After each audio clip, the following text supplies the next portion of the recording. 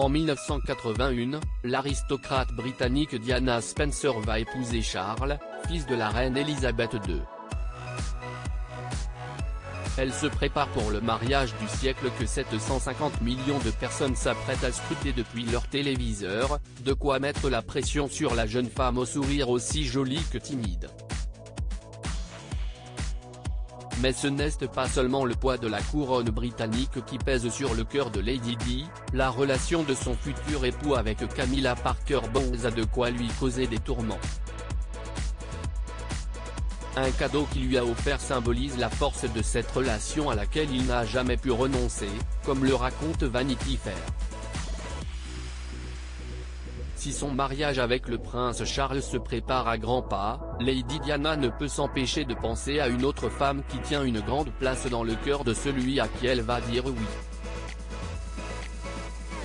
Camilla Parker Bowles avait rencontré le fils de la reine d'Angleterre à un match de polo en 1970, mais leur idylle n'a pas duré car il devait intégrer la Royal Navy.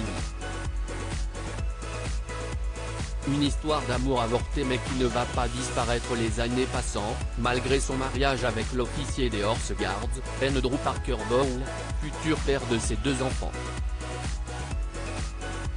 D'après Vanity Fair, le prince Charles téléphone quotidiennement à son amie Camilla, mais il y a une goutte d'eau qui fait déborder le vase, la jalousie de Diana explose lorsqu'elle découvre, dans le bureau d'un des collaborateurs du prince de Galles, un bracelet en or avec une plaque en émail bleu sur laquelle sont gravées les initiales G et F entrelacées, comme Gladys et Fred, les surnoms que se donnaient Camilla et Charles pour ne pas être repérés.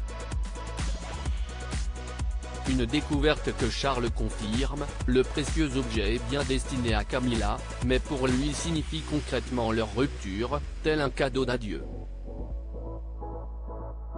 Son entourage la verra même pleurer lors des répétitions du mariage, mais ce n'était donc pas l'émotion due au stress. Camilla Parker Bowles divorce en 1995 et épouse finalement en 2005 l'homme pour qui elle a eu un coup de foudre quand elle avait 23 ans. Une union qui a été acceptée par la couronne qui en a fait la duchesse de Cornouailles, moins par l'opinion publique qui garde d'elle l'image de l'éternelle rivale de la princesse des cœurs, tragiquement décédée il y a exactement 25 ans.